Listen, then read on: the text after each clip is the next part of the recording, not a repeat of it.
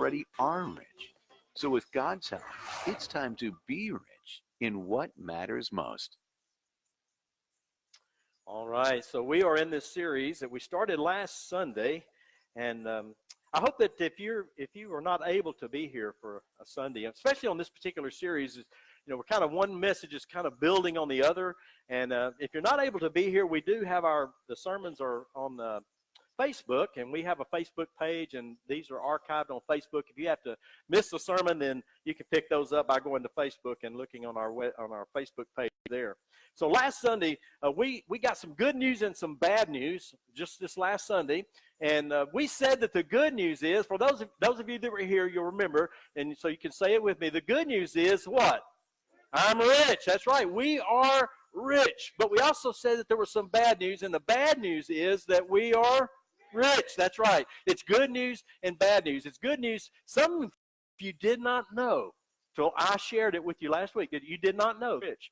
But if you make $33,000 a year, you're in the top 1% of all the people in the whole world in terms of income and wealth.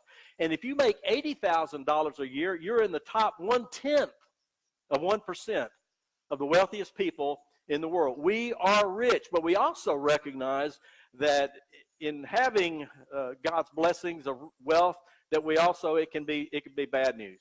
And we learn that if we are rich, and who's rich?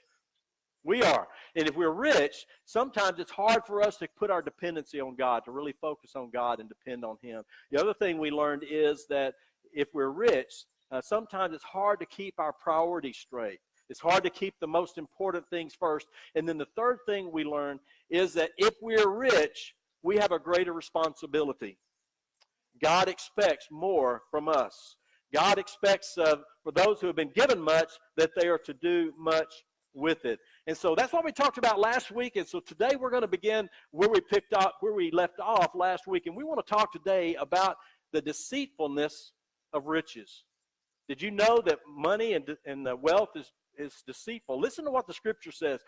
Jesus was talking to a group of people, and he was giving this parable where he talked about different types of soil. You ever heard that parable where he talks about different types of soil? The seed, the farmer sowed his seed on the different types of soil, and each one had its issues. And he talked about this one soil that said this. He talked about this one soil that when the seed was cast, the thorns rose up and kind of strangled the new plant growth.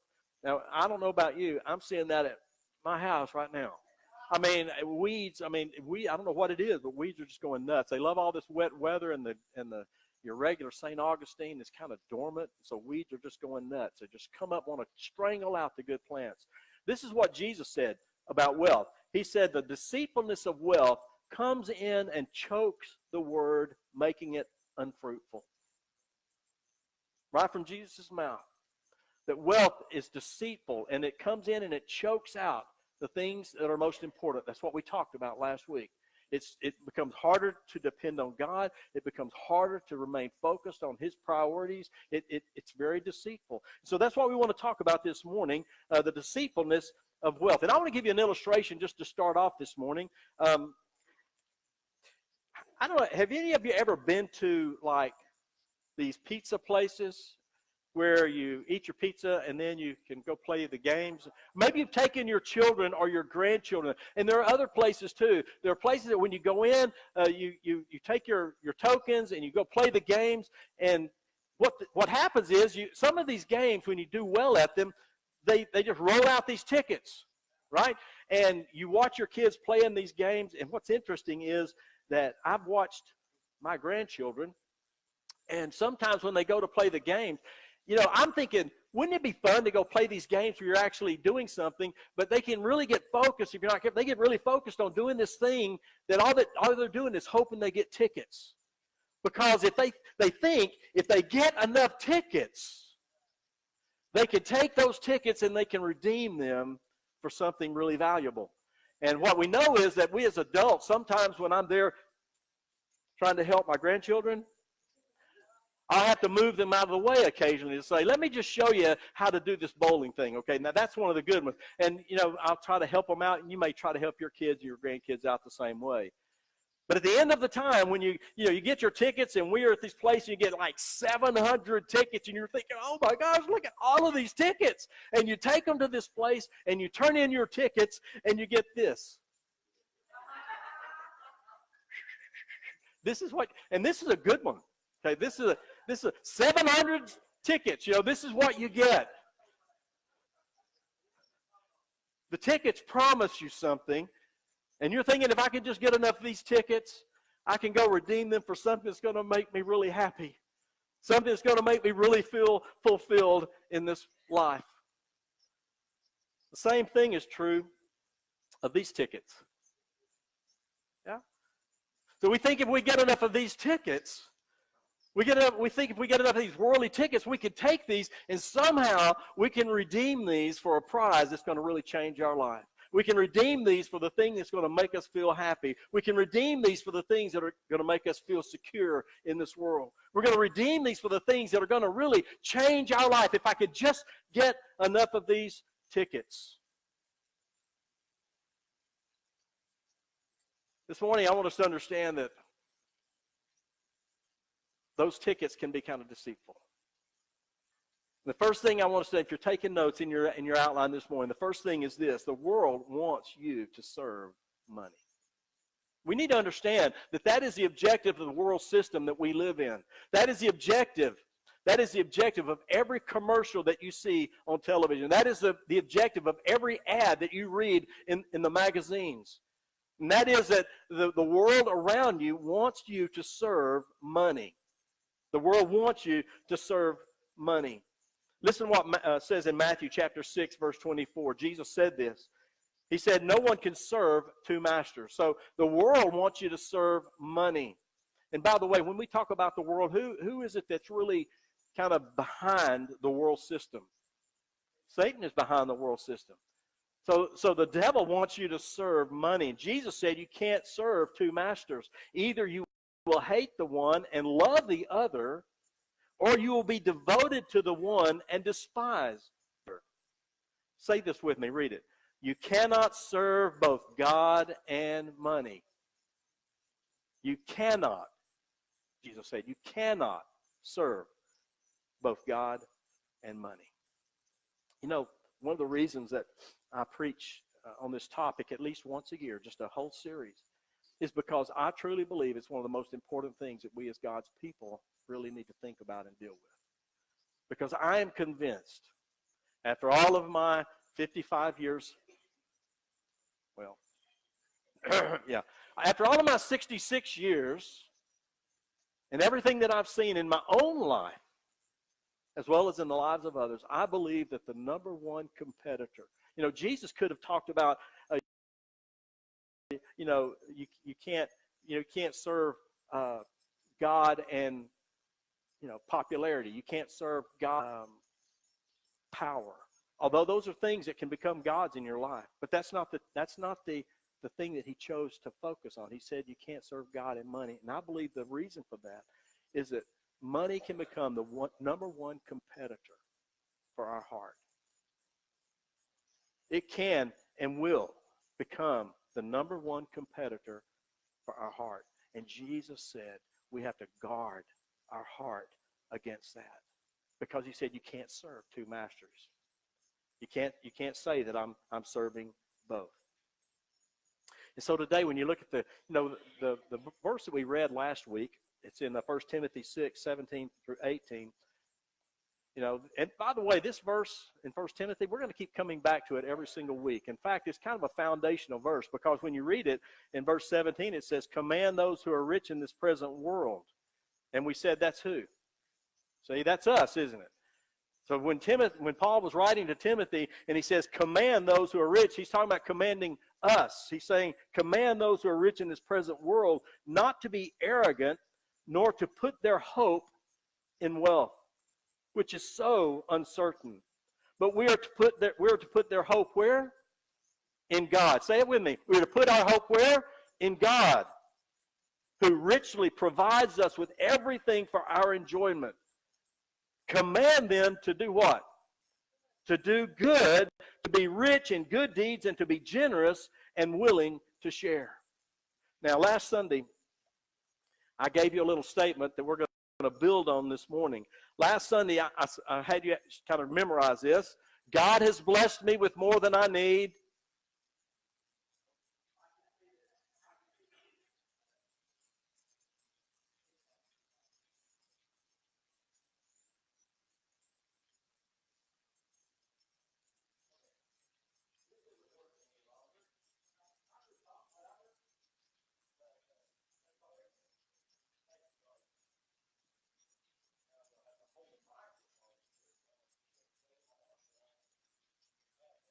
Testing. Okay. Now, where was it? Oh, God has blessed me with more than I need. I'm rich. So I want you to say, we need to memorize this. I want you to get this, okay? Let's say the whole thing together, okay? God has blessed me with more than I need. I'm rich. All right. Now we're going to add a second part to that statement. The second part is this. I will not trust in riches, but in him who richly provides. That should be up here by now.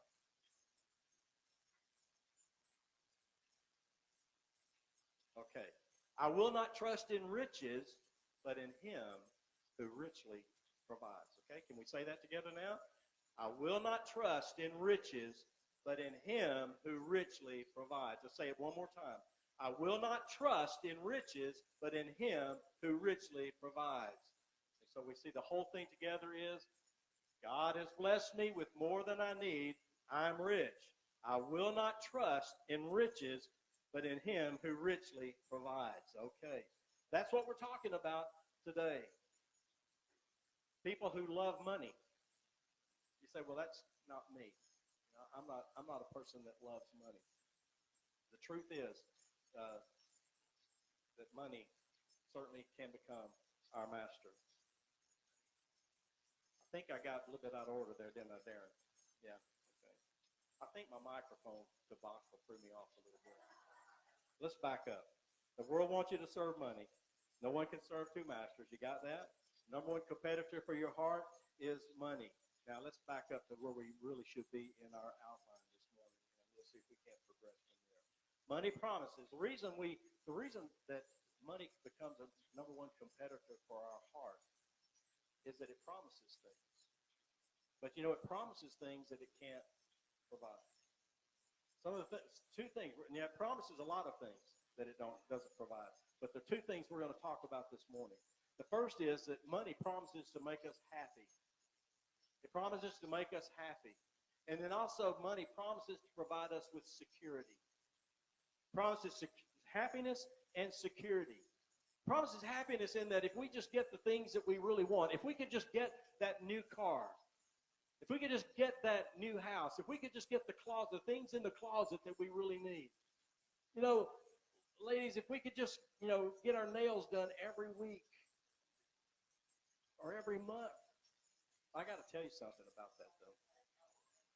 You know what? Listen, guys don't care about your fingernails. I'm just saying, if you're doing your nails, ladies, you're doing that for other ladies, because guys don't care. Guys don't care about what your fingernails look like. I mean, have you ever heard a guy say, "Look at the set of nails on that girl"? They don't say that. I'm just saying.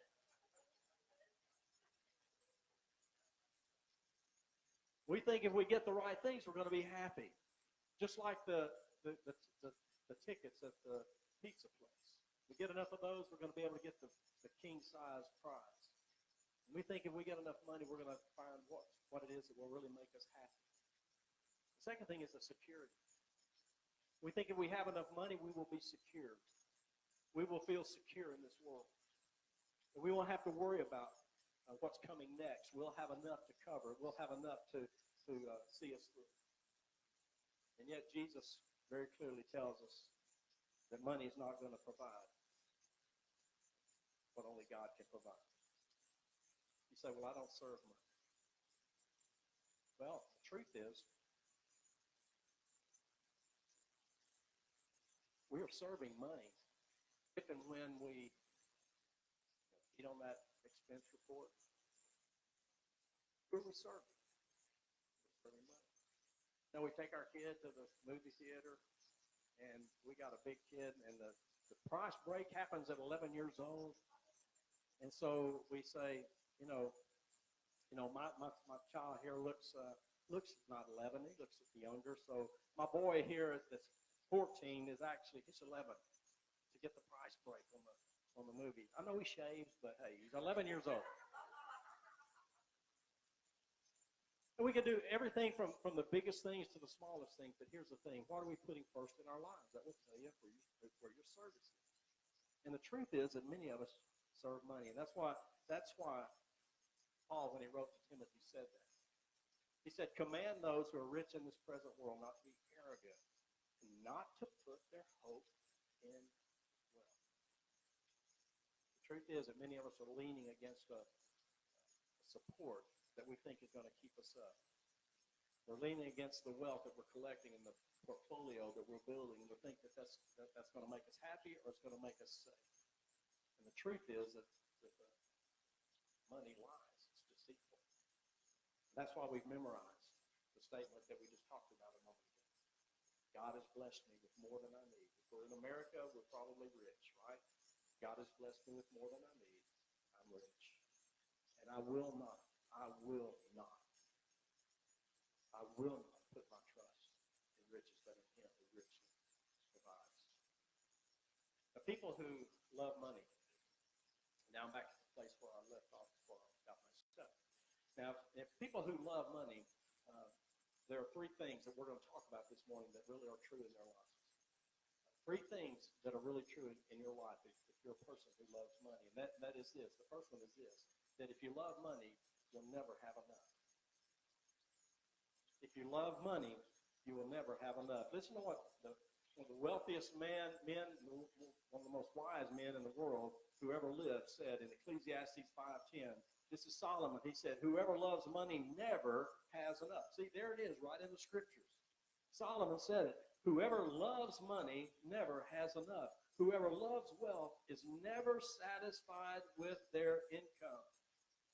Remember I talked about last week how when we went into the ministry and I left the job that I was working with a chemical company and I took a great cut in pay and back to that $35,000 or whatever it was a year that I was making. If I could just get back to that level, then I'd be golden. I'd be good. And you know what? We eventually did, and it's amazing, isn't it? That line, the mark, the richness mark kind of moves. The wealth mark is constantly moving. And so we're always finding ourselves wanting more. The truth is, how much money do you need to be happy? How much money do you need to be secure? See, that's a question we never really stop and actually answer. Because the answer is the same for both. How much money do I need to be happy? A little bit more. How much money do I need in order to feel secure? A little bit more. If that is where we're placing our trust. If we're placing our trust in money, we'll never have enough to be happy, and we'll never have enough to be secure. Proverbs chapter 18, verse 11 says, "The rich think of their wealth as a strong defense. They imagine it to be a high wall of safety." There's the security, right? The rich think their wealth is a strong defense. I can, if I have enough money, this is what's going to protect me. They think of their wealth as a high wall that of course, going back to the time in which this was written, the high walls around cities were the thing that defended and protected the city from attackers. And we think somehow that if we have enough money, this is going to secure our security and it's going to secure our happiness. And the truth is that neither one of those is true. Now, I want to stop at this moment because as I was working on this sermon, something kind of gnawed at me a little bit. Because, and this is a time for honesty here, I got to tell you that everything that I'm preaching are things that I'm struggling with in my life. And I'm thinking, as I began to think about this, I began to think, why is this so hard for us to really not just hear? I mean, sometimes it's hard to hear. Some people don't even want to hear this. But even if we're willing to hear it, why is it so hard for us to actually put this truth into practice in our life? Why is that true? And I don't know that I know the answer to that. I struggle with it all week long, but it seems like that in the nation we live in America today, there is this sense in which the idea of accumulating wealth and getting more, that even for the most spiritual people in our churches today, it's a struggle. Because on the one hand, I found myself asking, well, is it wrong to want to be more effective? Is it wrong to want to be more ambitious, to grow in my business, to gain more and to make more? Is that wrong? And what most of us would answer, what? Well, no. But don't you see, isn't there somewhere in that, isn't there this almost undefinable, this mystical line somewhere?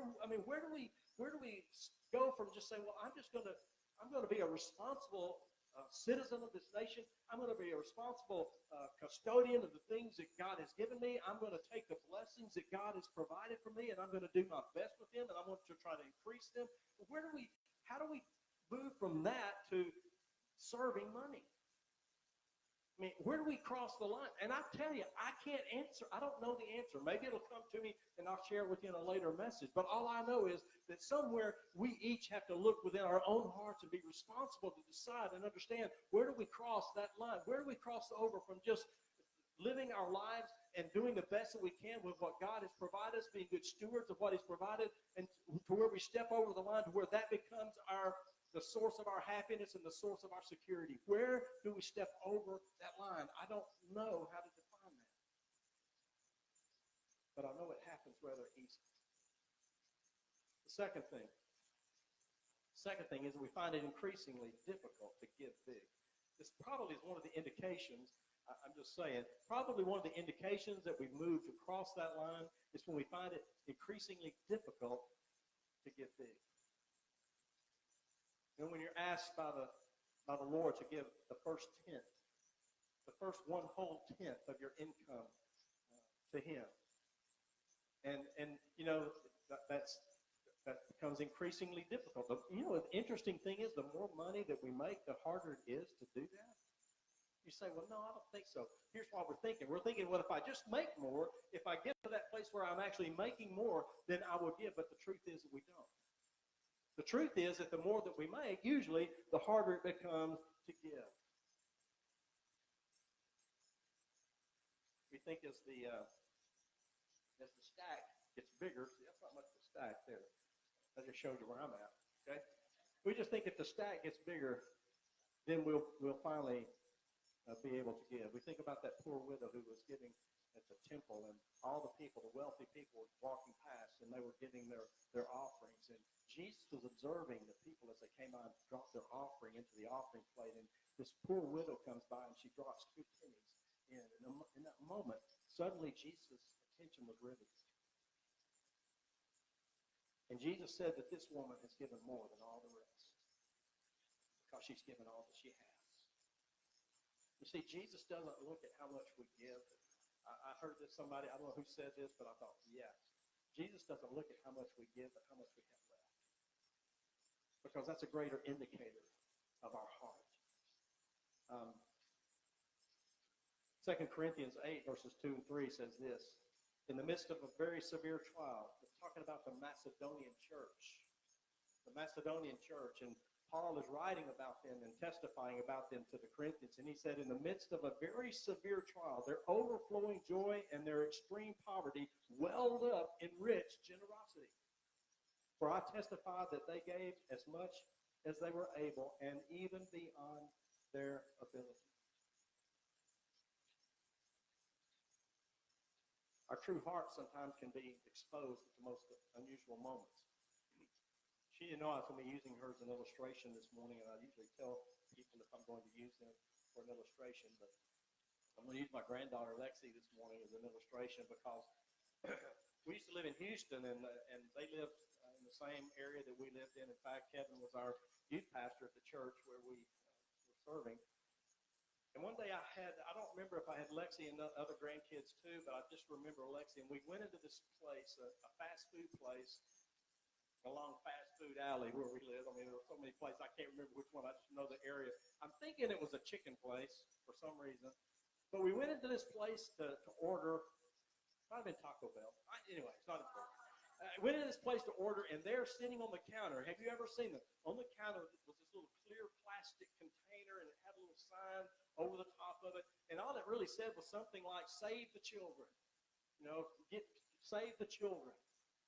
And so we walk up to the counter, and Lexi, of course, she's about counter height. This one, she's real little. She's probably about maybe 5 or 6 years old. And she's about counter height, and she sees that. And, I guess she's old enough that she's reading at this time because she's sitting there looking. She had her little purse. She had her little purse, and she opened up her little purse, and she got her money that she had in her purse, and there was actually some dollars in there. And she pulled them out, and I said, "What are you doing?" She said, "Well, I'm gonna give to save the children." I went, "Okay." So she got all that she had in her purse, and she reached up there to put it. I said, "Wait a second, hold it. Are you going to give all of it?" She said, "Yeah." And I said, "Okay. Well, you might want to just get part of it and keep part of it. That would be okay, And she said, "Well, I want to give all of it. I want to save the children. Don't know what we're saving them from, but we're going to save the children." And so she dropped her money in that little container, but in that moment, suddenly lessons were flying for me. She went right on about her business, but in that moment, I'm thinking, why did you ask your granddaughter what she was going to give off that she had to help children? Why did you ask that? Well, because something inside of us kind of clicks, doesn't it, when it comes to, we're okay with giving, but how much do we give? And we began to measure that, and we began to say, well, how much do I need to give? How much do you need to give for what? Well, how much do I need to give in order to not be stingy? How much do I need to give in order to be acceptable? Well, I don't know. I can't answer that for you, but in this particular case, I think it was giving all. And the widow that was giving her offering gave it all. And I'm not saying that you have to give it all. The young man that Jesus talked to that said, "I want to know how to have eternal life. How do I have eternal life?" And Jesus said, "Sell everything that you have and come and follow me." We talked about that last week. In this case, Jesus was saying, give it all. Now, he may not be telling you to give it all, but, the truth is that sometimes we're not really listening to what Jesus says. We're just listening to money and what it says. I'll give when I get enough. It's kind of like that farmer that had 200 cows. I said the pastor came because he wasn't contributing to the church. He wasn't giving his offering. So the pastor went to see the farmer, and he said, you're not giving anything, and I think you should reconsider that. And he says, "Well, Pastor, I just can't." He said, "Well," the pastor wisely said, "Well, listen, if you had 200 cows, would you give 5? The farmer said, "Well, heck yeah, if I had 200 cows, I would give 5. So what about this? If you had 100 cows, would you give 3? He said, "Absolutely. If I had 100 cows, I would give 3. He said, "Well, if you had 50 cows, would you just give 1? He said, "No." He said, "Well, why wouldn't you?" He said, "Well, I had 50 cows." It's a little different, isn't it? It's a little different than giving what we've, I've had people tell me, I've actually had people tell me this. This has been a long time since then. I've had people actually tell me, I've entered this sweepstakes and I've prayed about it, and I've promised God that if I win this $1 million, I'm going to give 100,000 of it to the church. Pastor, would you pray for me? And I highly suspect, I didn't know, I never looked, but I highly suspect that the person that was asking me to pray that they could make $1 million so that they could give 100,000 wasn't giving even one dime off of what they were actually getting. The farmer said, "I would give, yeah, but then I had 50 cows." Now you're stepping on personal territory. Number 3, those who serve money have money in the bank but no peace in their heart. Have money in the bank but no peace in their heart. Now I want you to listen to this verse. This is a great verse out of Proverbs. Proverbs 15:16. Better a little with the fear of the Lord than great wealth with turmoil. Well, that little verse can just slip right by you, couldn't it? Better a little with what? The fear of the Lord than great wealth with what? With turmoil.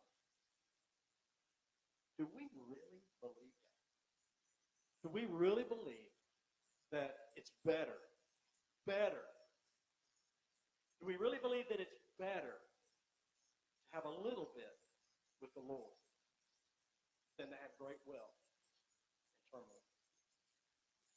I don't know. I can't answer that for you. I can only answer that for myself. And I think sometimes I struggle with the answer. I think I struggle with the answer. I know I believe it. In my mind, I believe it. In my heart, I think I believe it. But sometimes in my actions and the way I actually am, how I be in this world, I'm not sure that I really believe it. Because it seems that we're always stretching and reaching for something more. Let me just tell you something. Money is not going to make you happy, and money is not going to make you secure. You know why? Those are false gods. Money is a false god. It promises you something that it will not deliver. Money is not going to make you happy. It's not going to make you secure. Only Jesus can really make you happy, and only Jesus can really make you secure in this world.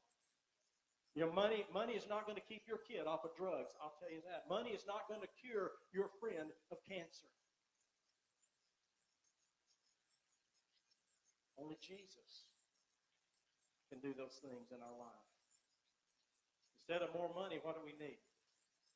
Okay, yeah, now we're getting it. Instead of more money to make us happy, instead of more money to make us secure, what we need is more Jesus in our lives. And this morning, the challenge is that we would just simply lay down this God of money, that we would lay it aside, and we would actually put Jesus first place in our life where he belongs. That we would trust him to be our happiness, that we would trust him to be our security. And the truth is that if we have Jesus, really have Jesus on the throne of our lives, it won't matter how much we make or what the crisis is that we're going through, because real peace comes from him. Real peace in the midst of our trials will come from Jesus only. And the only security that we need is our God, who says, if I am for you, who can be against you? That you are more than a conqueror through Jesus Christ, our Lord. And I can do all things through Christ who strengthens me. God has blessed us with more than we need. We're rich. And I will not trust in riches, but in him who richly provides. Father, I thank you this morning that you've given us such a clear direction. And Lord, to be